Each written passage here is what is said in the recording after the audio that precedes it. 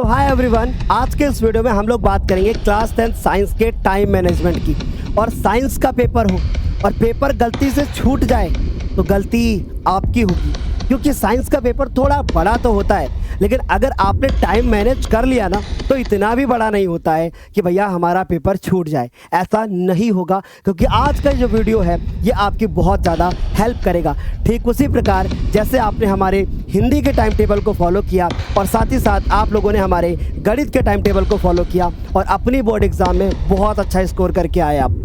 चलिए आज के इस वीडियो को शुरू करते हैं और समझते हैं कि भैया पेपर में कितने खंड होंगे, कैसे करना है, किन चीज़ों को फॉलो करना है। आपके सामने ये एक टाइम टेबल यहाँ पे आपको इस तरीके से दिख रहा है। अगर आप ध्यान से देखोगे तो आपको यहाँ पे एक एक चीज़ मिल जाएगी, लेकिन बहुत अच्छे से चीज़ों को समझना है।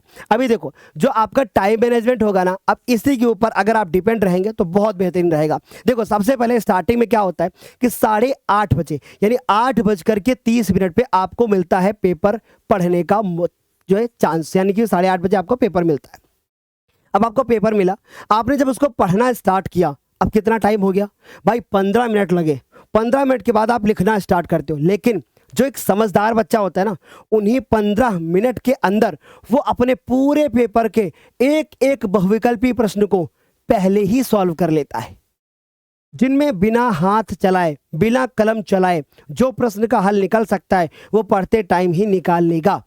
ये समझदार बच्चे की निशानी होती है। अब आगे बात करते हैं कि भैया खंड आ जिसमें होते हैं 20 बहुविकल्पी, इनको करने में आपको खंड आ में लग जाएगा टोटल कितना टाइम, भैया मैंने बताया आधा घंटा। यानी कि अब आपका 9:30-8:45 से शुरू करोगे, 8:45 से शुरू करोगे और 9:15 तक ये आपका काम हो जाएगा। अब सुनिएगा मेरी बात ध्यान से, 15 से 20 मिनट लगेंगे आपको 20 के 20 बहुविकल्पी सॉल्व करने में, और उसके बाद जो बचे हुए 10 मिनट होंगे वो आपको ओएमआर सीट भरने में के लिए काम आएंगे। अब ध्यान से सुनना, जैसे मान लीजिए कि ये आपकी कॉपी है और ये आपका बोर्ड का पेपर है, ठीक है। अब इस कॉपी के पीछे आप एक पेज पलट करके आपके इसके अंदर मान लीजिए एमसीक्यूज में कुछ ऐसा आया जिसके लिए आपको पेन चलाने की जरूरत पड़ी, तो आप इसकी कॉपी के पीछे सॉल्व करोगे जैसा आपने गणित के पेपर में किया था। ओके, इतना काम कर लिया। अब आपने इसके 20 के हल निकाल लिए। अब हल निकालने के बाद अब आप उठाओगे अपनी ओएमआर सीट और उसके बाद यहाँ पर रखोगे बगल में और 20 के 20 बिंदु वहाँ पे गोले काले कर दोगे। लेकिन यहाँ पर एक ट्रिक यूज करना जिससे आपके बहुत अच्छे मार्क्स आ सकते हैं और गलती होने के चांस कम होंगे। कौन सी वो ट्रिक होगी बताइए सर। देखिए, पेपर लिया, आपके 20 बहुविकल्पी आपको पता है क्या होगा। अब आपने ओएमआर लिया, सारे ओएमआर में जितने आपके गोले हैं सब में एक एक बिंदु रख दो, यानी जो करेक्ट आंसर है उसमें बिंदु रख दो। फिर उसके बाद आप सारे को मिला लो, फिर उसके बाद आप सबको गोला काला कर लो। ऐसा मेथड अगर अपनाओगे तो आपका नंबर नहीं कटेगा और आपसे गलती होने के चांस कम होंगे। आपका 2 बार वेरिफिकेशन भी हो जाएगा और समय भी कम लगेगा, क्योंकि एक एक मिला करके गोला काला करोगे तो वो गलती हो जाएगी। याद रखना, गलती हो जाती है, आपका माइंड डिस्टर्ब हो सकता है, ठीक है। अच्छा, अब 9:00 आप 15 मिनट से लेकर के आप फिजिक्स करना स्टार्ट करोगे, जो कि लगभग 10:05 तक आपकी हो जानी चाहिए। अगर नहीं हो रही है तो घबराने की जरूरत नहीं है, 5 मिनट एक्स्ट्रा लग जाए कोई बात नहीं, ठीक है, पर हो जाएगी। कैसे सर? 50 मिनट है और क्वेश्चन कितने करने होते हैं? 4। अब 4 में से मान के चलो सर एक ही तो लॉन्ग होगा और ज़्यादातर इसमें न्यूमेरिकल आएंगे पेपर में। अब न्यूमेरिकल आएगा तो भैया न्यूमेरिकल के लिए तो बड़ी प्रॉब्लम है। अभी शाम को 4 बजे एक सेशन भी है न्यूमेरिकल का, तो उसको आप अटेंड कर लोगे तो न्यूमेरिकल आपका सॉल्व हो जाएगा। ठीक है सर, अच्छा सिंपल सी बात है सर, न्यूमेरिकल आएगा तो कर लेंगे।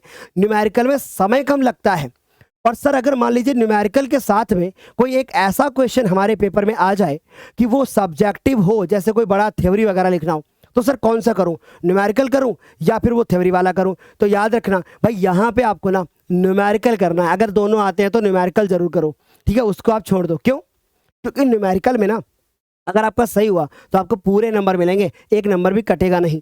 और थ्योरी वाले में नंबर कटने के चांस होते हैं, क्योंकि वो फिर बोलेगा अरे ये बात नहीं लिखी इसलिए नंबर कट गया, जबकि न्यूमेरिकल में कैसे कट सकता है। इसीलिए तो गणित में 100 में 100 आते हैं, ठीक है। अच्छा, इतनी बात समझ में आ गई। अब ये बात हमने बता दिया कि भैया अगर ऐसा हो तो क्या करें, ये मैंने सिंपल से यहाँ पे टिक कर दिया ताकि आपको मुझे पता चले कि हाँ भाई बता दिया। अब बात करते हैं केमिस्ट्री की। अब केमिस्ट्री करना स्टार्ट करोगे तो 10:05 से शुरू करोगे और आपका 10:50 तक आपकी ये वाला आपका हो जाएगा। ठीक है, ये आपका पेपर हो जाएगा। फिर बात करते हैं 10:50 से लेकर के अब आप लिखना शुरू करोगे और आपको 50 मिनट ही लगेंगे, यानी आपको 50 मिनट ही, भाई 45 मिनट आपको उधर लगे, ठीक है, 45 मिनट आपको उधर लगे और उसके बाद 50 मिनट आपको यहाँ पर लगे। अब 10:50 से पेपर शुरू करोगे, किसका? बायोलॉजी का। अब इसमें भी आपको कितना मिनट लगेगा? कितना मिनट लगेगा? ये आपको लगने वाला है भैया, आपका लगेगा 11 कितना मिनट हो जाएगा? 40 मिनट। अब तुम दिमाग लगाओ, अब तुम दिमाग लगाओ कि भैया 15 मिनट तो सर मेरे शुरू क्यों हो गए थे? मेरे पास 3 घंटे थे, यानी 180 मिनट थे। 180 मिनट में सर मैंने 100 मिनट आपने इधर दे दिए, मैंने सर 100 मिनट अपने इधर दे दिए, ठीक है सर, मैंने 100 मिनट इधर दे दिया। सर बचे हुए जो हमारे पास मिनट है, जैसे मान लीजिए सर 30 और सर ये 45, यानी कि सर हमारे पास टोटल जो हो गए 175 मिनट हो गए।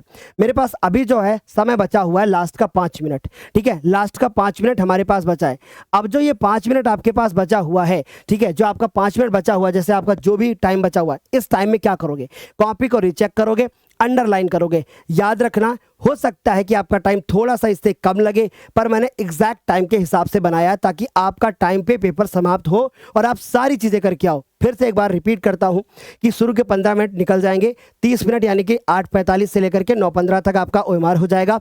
फिर 9:15 से लेकर के आपका 50 मिनट लगेगा, 10:05 तक आपका ये हो जाएगा और फिर 10:50 तक ये हो जाएगा। फिर उसके बाद 11:40 तक आप इसको निपटा देंगे और बचेंगे जो आपके 5 मिनट उसमें आप रीचेक करोगे, अंडरलाइन करोगे, काम हो जाएगा। कोशिश करना कि इससे ज़्यादा टाइम ना लगे और मैं जानता हूँ भाई आराम से आपका पेपर हो जाएगा टाइम के ऊपर, ठीक है, पर याद रखना इससे ज़्यादा टाइम नहीं लगना चाहिए किसी भी सेट में। अगर लग रहा है तो घबराना मत, आप ये सोचना कि ठीक है अगले वाले में कैसे टाइम को मैनेज कर सकते हैं। ओके, अच्छा अब बात करते हैं सर डायग्राम्स की। डायग्राम को पेंसिल से बनाएं या पेन से बनाएं? डायग्राम्स को पेंसिल से बनाना है और अगर हो सके तो पेन से नेमिंग करना, नहीं तो पेंसिल से ही नेमिंग कर देना। और हाँ, दूसरी चीज़, सर स्केच पेन से अगर हम नेमिंग कर दें तो ना भाई, गंदा लगता है। आप पेंसिल का यूज़ करें या फिर आप काले पेन का यूज़ कर सकते हैं, वहाँ पे कोई दिक्कत नहीं होगी। फिर उसके बाद बात करते हैं परिभाषाओं में आवश्यक रासायनिक समीकरण। हाँ, जहाँ पे डिफिनेशन हो केमिस्ट्री की, वहाँ पे रासायनिक समीकरण लिख करके जरूर आना और बैलेंस करके भी जरूर आना। ओके, ये बात आपको ध्यान में रखनी है। यदि अथवा वाले प्रश्न में एक वर्णात्मक हो और एक न्यूमेरिकल हो तो कौन सा करें? बताया मैंने कि आपको कौन सा प्रश्न करना है, न्यूमेरिकल करना है। न्यूमेरिकल से क्या होगा कि भाई आपको चांस से पूरे नंबर सही मिलेंगे। लेकिन अगर कोई डाउट लग रहा है कि भाई मेरा न्यूमेरिकल सही हो पाएगा या नहीं हो पाएगा, या बिल्कुल नया आ गया, तो नया आए तो मत करना। अगर पहले से सॉल्व किया हुआ आया तो न्यूमेरिकल करके आओ, ज़्यादा बेहतर है, ठीक है। अच्छा, दूसरी चीज़ है कि भैया पहले कौन सा भाग करें, केमिस्ट्री करें या फिजिक्स से करें? मेरा मानना है कि पेपर को क्रम से करना चाहिए, क्योंकि क्रम से करोगे तो भाई आपका जो टाइम है ना वो सही तरीके से मैनेज हो पाएगा, और कहीं कहीं से बीच बीच से करोगे प्रॉब्लम होगा, ठीक है। अगली चीज़, जो खंड बने हैं जैसे खंड खा, उसके अंदर 3 पार्ट होते हैं, तो एक साथ केमिस्ट्री पूरा करना, एक साथ बायोलॉजी पूरा करना और एक साथ आप लोग जो है ना आपका फिजिक्स भी पूरा करना। इनमें आगे पीछे कर सकते हो, चलेगा, परंतु उसके अंदर आगे पीछे मत करें कि एक क्वेश्चन केमिस्ट्री का एक क्वेश्चन फिजिक्स का, ऐसा मत करें। तो आई होप ये बात सभी को समझ में आ गई है। मैंने आप लोगों के लिए तीसरा टाइम मैनेजमेंट का वीडियो बनाया है। अगर ये वीडियो आपको अच्छा लगा है तो कमेंट करके ज़रूर बताना, और ये भी बताना क्या गणित के जो हमने आपको टाइम टेबल बनाया था, यानी जो हमने आपको क्या गणित का जो दिया था टाइम मैनेजमेंट, क्या वो गणित वाला टाइम आपके लिए काम आया, और क्या इंग्लिश में भी आप ऐसा ही चाहते हो या बचे हुए सारे सब्जेक्ट के लिए ऐसा ही चाहते हो? ये कमेंट करके ज़रूर बताना। क्या टाइम मैनेजमेंट अच्छा लगा, प्लीज़ ये कमेंट करके ज़रूर बताना। चलिए आज के लिए फिर इतना ही, तब तक के लिए bye bye, take care, thank you so much, ठीक है। तो भाई इस वीडियो को अपने दोस्तों के साथ ज़रूर शेयर कर देना। ओके, चले, आई होप यहाँ तक आराम से मेरी बात समझ में आपको आ रही होगी। Okay, so thank you so much.